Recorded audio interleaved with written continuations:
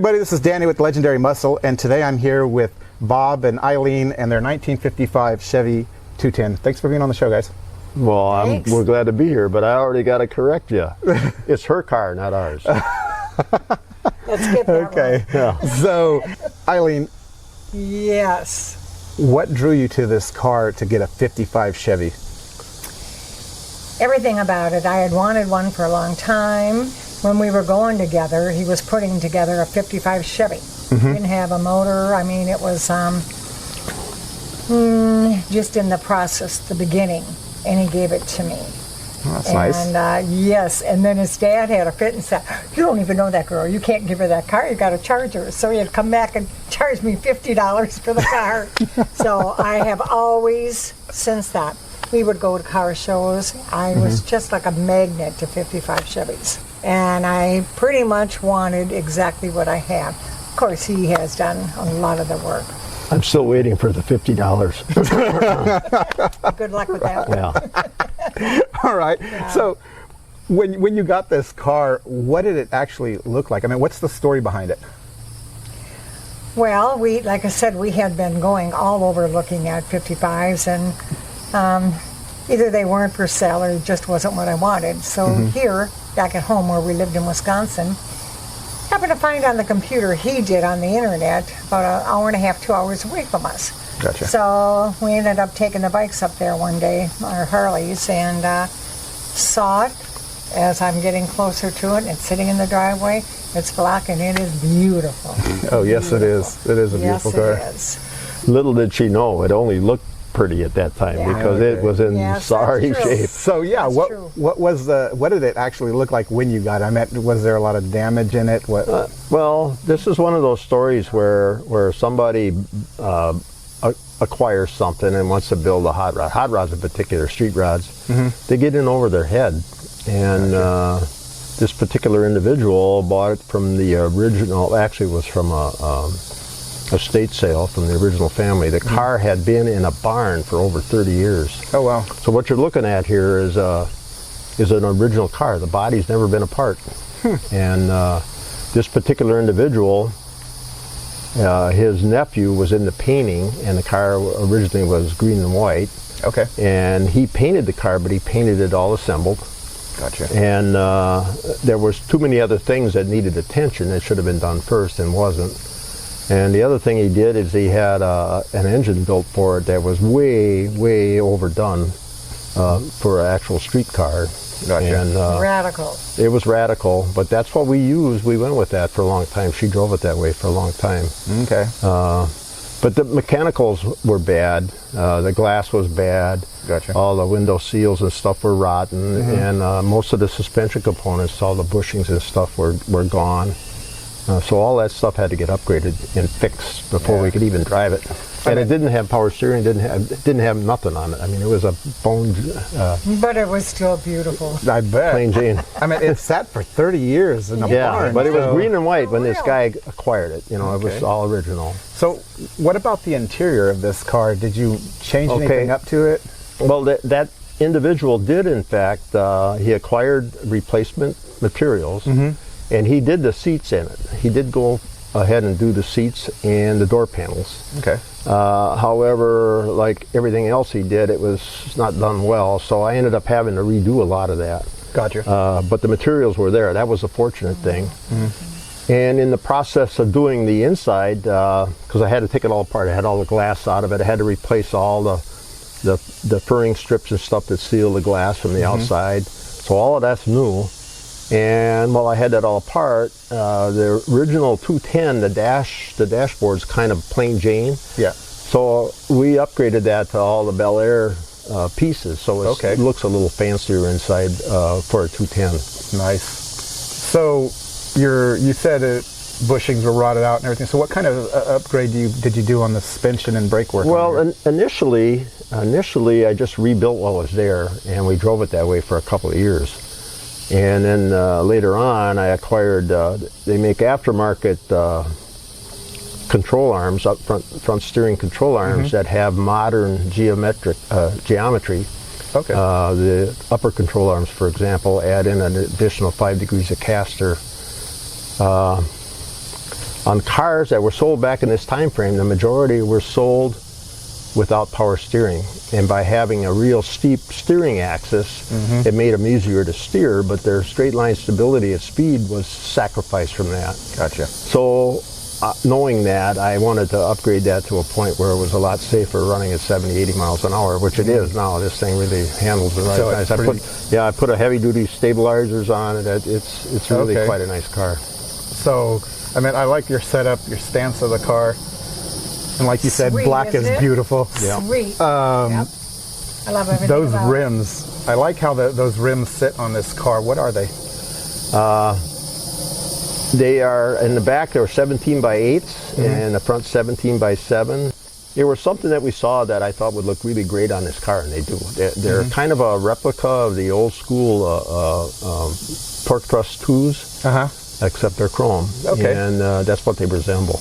And then you asked about brakes. When I upgraded everything else, we went to disc brakes in the front, and at the same time went to a 9-inch Ford rear end in it, which has got 11-inch drum brakes in the back. So that really helps it go too. Huh? So I'm curious about your engine. You think we can pop the hood and take a look at it? Oh, I don't know. You want me to give away all my trade secrets? Well, Before I do that, I want to just comment that a lot of people build show cars, and they're anal about what it looks like, and they try to hide everything.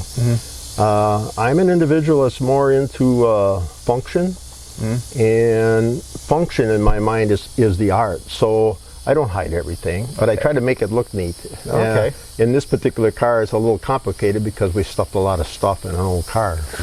All right, We'll let's take have a look at it. All right. So, Bob, what do we have here?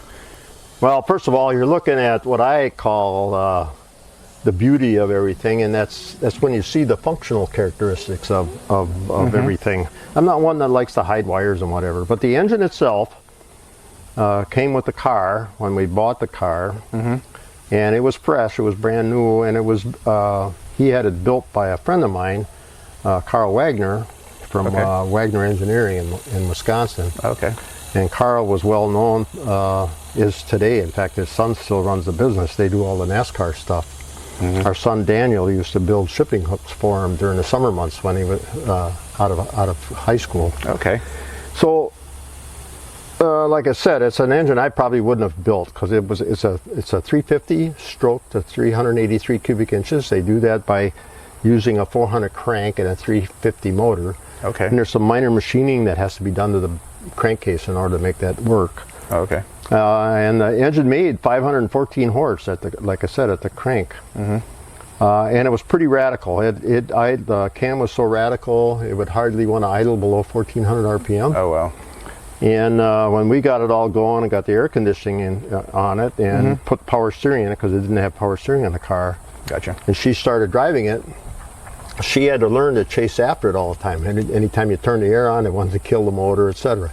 She got really good at it. It had at that time, it had a Holley dual pumper on it. And after we moved to Florida, I think it was the first year we were down here, I met a guy from Phytech, and through some interface with him, I ended up deciding to put Phytech fuel injection on here, and that was one of the best things I ever did with the car. It made it so docile compared to what it was. So much easier to start and everything. Well, the starting part was just a piece of it. The more important part of it was she didn't have to chase after it all the time like she did before. Okay, yeah. Because the fuel injection kind of takes care of all of that naturally. Not to mention the fact the drivability improved, made it actually feel like it was much faster than it was, just simply because it drove so nice. So no more tuning carb. No, the tuning you do is all on a computer, which I got kind of used to over time. All of our cars now are fuel injected. Everything we have is fuel injected. Yeah, you don't run into that problem where every 6 months you have to tune it up because of the weather, humidity, altitude. It just does everything.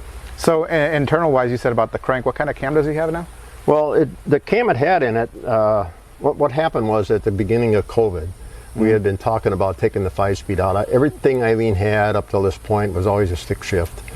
And as we got older, knees get to be a little less wanting to push clutches in and do that kind of thing. Gotcha. So we had talked about putting an automatic in it, and when COVID happened, there wasn't much going on, and it had the engine had acquired some oil leaks and whatever. So I tore it down, put a slightly milder cam in it, put in some LS valve springs and whatever, just kind of updated things. Gotcha. And at the same time, I sold the transmission. It had a Tremec 5-speed in it.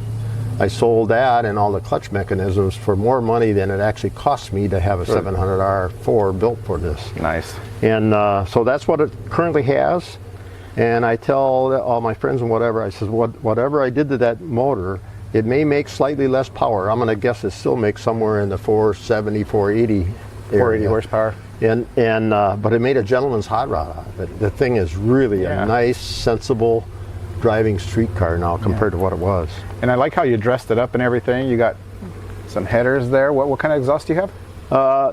The headers came with the pieces that I got when we bought the car. Those are, I don't know the brand offhand, but they're 2 into 2 into 1, which is kind of unusual. Usually you got 4 pipes heading into one collector. Yeah. And this is 2 pipes going together and eventually joining into a single, and then into the collector. Okay. And then the exhaust is all stainless steel. It's got a X pipe.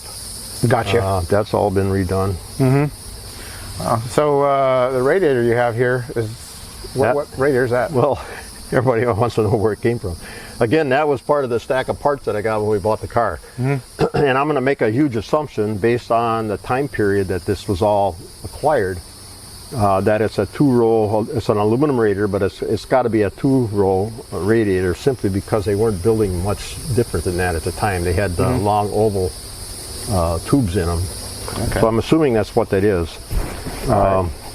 The beauty of a small block Chevrolet, if you got all your ducks in a row, they don't run hot to begin with. This thing just runs amazingly cool all the time. It's a great motor. Here's my question. Is it fast? Yeah. Yeah. My wife drives it like she stole it. Well, do you think we could steal it from your wife a little bit? Oh, yeah. You know what? That's the important thing to mention. We have 3 cars. This is hers. This is what she calls hers. And the other 2 are ours. Yeah. So that means she owns them all. But the thing is, this is only mine when it needs a little work done to it or needs some cleaning. And if I take it for a test drive, if we're gone for more than 15 minutes, she usually calls the cops on me. Okay. So we probably shouldn't take that long then, right? No, let's go for a short ride, though. Okay. Let her call the cops. Let's do that. Well, I appreciate you taking us for a ride, Bob. I look forward to this because it ain't often Aileen lets me use this thing. And normally if I'm gone for more than 15 minutes, she jokingly said she's going to call the cops on me. So it is her car. Yeah, you don't want that. No. Between you and the car, who wins? Yeah. So it's pretty hot outside, thanks to Florida. And it's really cool in your car. What kind of air system do you have in here? AC? This is an older vintage air, a real older one of the earlier ones. When I bought the car, again, that's part of the stacks of parts that came with it. It took a little creativity to make it work, but a lot of the things I didn't like is, it had a vent in the middle of the dash here that came out, and I modified all of that and put a nice little scoop at the bottom here, so we get that cool air coming out of the bottom without having to look at the non-55 look to it. That was important. Yeah, I like how it feels. And this car, I know it's not the same, well, it is the same color in a way of speaking. Reminds me of an American Graffiti car. Yeah. It's a real nice car. And these Chevys are getting really hard to come by. Yeah. It's interesting. I told you privately that Mike Chuchin up in Ocala, he owns a Twisted Garage up there. His theme is around that movie. Anyhow, he did a video himself for an advertisement, and this car was included in that video along with a friend of mine that's got a yellow coupe, so it turned out pretty cool. Neat video. In fact, he won awards with that, and this car's in that. Oh, that's nice. So this car's seen its fair share of stardom. Oh yeah, it's a great car, well liked by a lot of people. We've turned on lots of money for it over time. But Aileen spent too many years really wanting and looking for a nice 55, as I did as well. And it was pretty hard to find an affordable 55. We couldn't afford to buy one finished like this, so I had to find something that was worth spending some time on and making it nice. And this happened to be that car. It was neat. And I saw on the wall of your garage that you had, this car's been around a bit. It's some shows, some awards and whatnot. Oh yeah, it won a national award at Tampa, in fact. The NSRA, we're active NSRA members, National Street Rod Association, and she was nominated for a safety pick award. I'm really anal about safety. Yeah. And the safety safari people with the NSRA are well aware of that. I've known them for a long time. Anyhow, they saw her drive in there that particular NSRA event, and at that time it really sounded radical. It still had the other cam in it. It was a 5-speed at the time, and they all went bonkers over the car. So that's how it eventually got picked. And like I said, she won the safety pick award at that national. Which is pretty cool. That's cool. Now this is the Chevy 210. I know there's two other models, I believe. It's the 150 and the Bel Air, correct? Correct, in the Tri-5 era. And so what was the difference between these three cars? The models? Yeah. The 150 was a base model, and the 210 was kind of the intermediate, and the Bel Air was a fancy one. Okay. And the major difference in all three of those is just the trim level. The 150 didn't even have, and 55 didn't even have moldings around the windshield. So, and then the 210 included the moldings around the windshield, and a little bit along the bottom edge of the door here. Gotcha. And the Bel Air is all trimmed out around the whole window on the outside. So it's from a aesthetics perspective, they're pretty different. So was it only differences in the trim, or was there like motor transmission wise? No, those were all options back then. Okay. You could pretty much, you could buy a Bel Air, just stripped down, 6-cylinder, 3-speed on the floor, no power steering, no power brakes. I mean, that's the way things were back then. So each model had its lower engine and its higher engine. Exactly. Well, yeah, they all had the lowest. You could buy the inline 6 on all three models. Okay. And that's the way it was all the way through all the Tri-5s, up through 57. Everything was the same. So anyway, I'm at your setup, the engine.